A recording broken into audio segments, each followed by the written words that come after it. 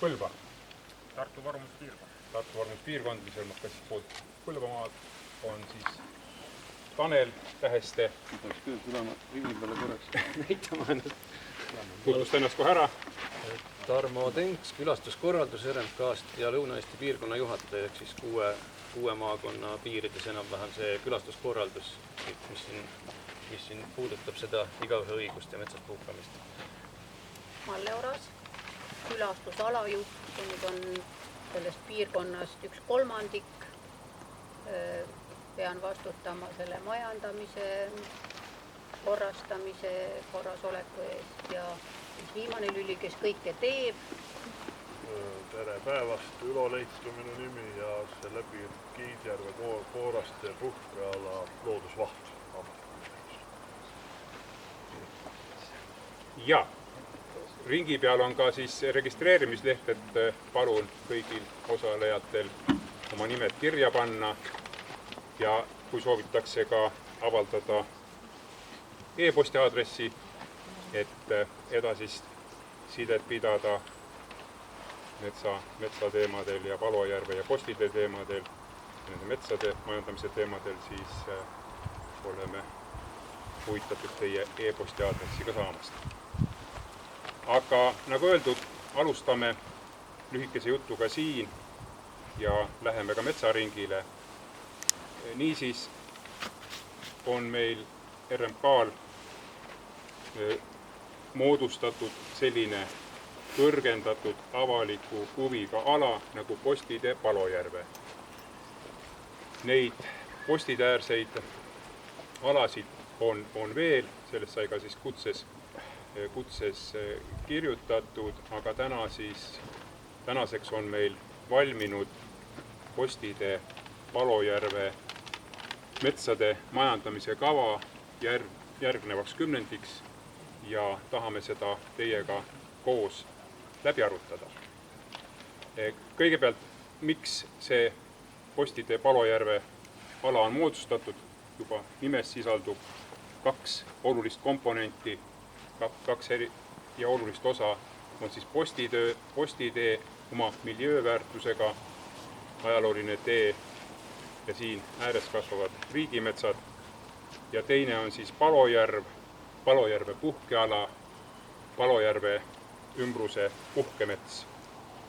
Ja me näeme siin kasutust lisaks meile, et me oleme siin koosolekut pidamas, õnged on proovitud järves ja kala vist ei ole, nüüd minnakse edasi, nii et seda külastatavust on siin hästi palju, kes siin suvel käis. Vallavanem on kohalik elanik, ütles, et telefonivestluses, et suve alguses saab ujumas käia, hiljem ei saa, sellepärast et rahvast on nii palju siin. Ja sissejuhatuses räägitaksegi, et Postide Palojärve metsas on kõik viidatud metsakasutusviisid esindatud ja me leiame, et nad saavad tasakaalustatult koos toimida.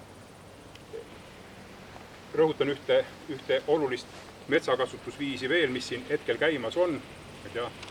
Teate, ei tea, mulle reedan väikse saladuse, aga Eesti Maaülikooli CO2 5-aastane projekt, kus siis mõõdetakse CO2 emissiooni Pohla lageraiealal ja ka Pohla turberaiealal ehk aegjärgse raiealal, kus on siis nii, et siit Palojärve teed pidi sinna taha otsa lõppu sõites on võimalik neid katsealasid, põhikatsealasid siis praegu näha, mõõtmistornid on üleval ja nagu öeldud, projekti kestvus 5 aastat, et loodetavalt saame oluliselt rohkem teadmisi siis, et kui CO2 heitlik on lageraie ja kui CO2 heitlik on siis turberaieala.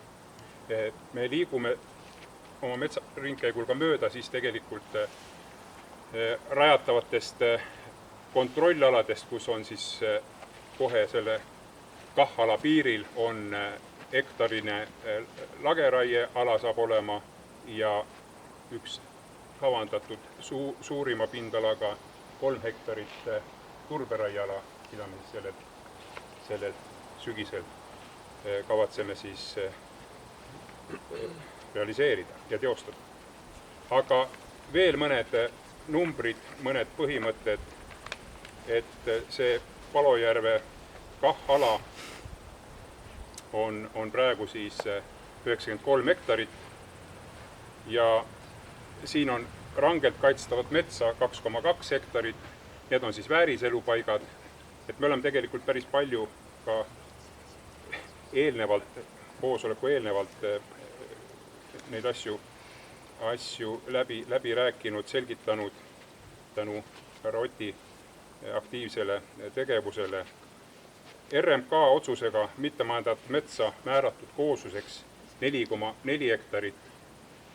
Näide kohe siin kõrval, et oli majandusmetsa staatuses. Otsustasime, et seda kohta ei ole mõtet, seda järveserva, kitsast järveserva ei ole mõtet nii-öelda majandamises hoida ja praegu ta on siis määratud RMK initsiatiivil koosluseks.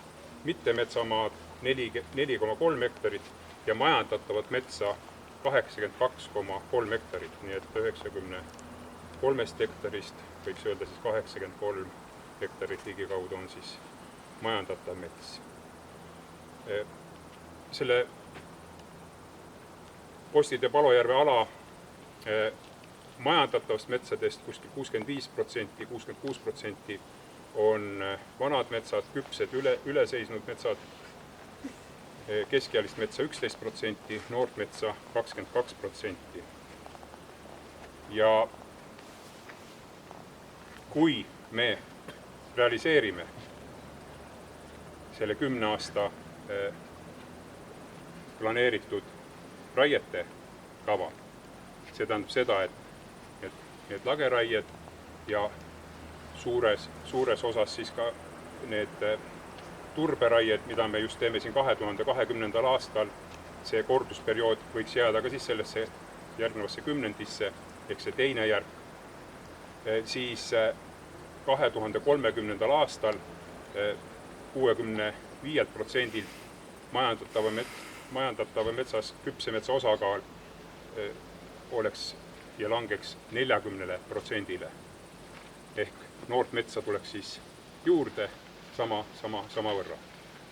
Ehk lageraietega uuendatud metsad ja aegjärgse raie, mõlemad raiejärgud läbinud metsad, et see vana metsa osakaal jääks siis 10 aasta pärast sinna piirile. 40% majandatavast metsast on jätkuvalt küpsed metsad.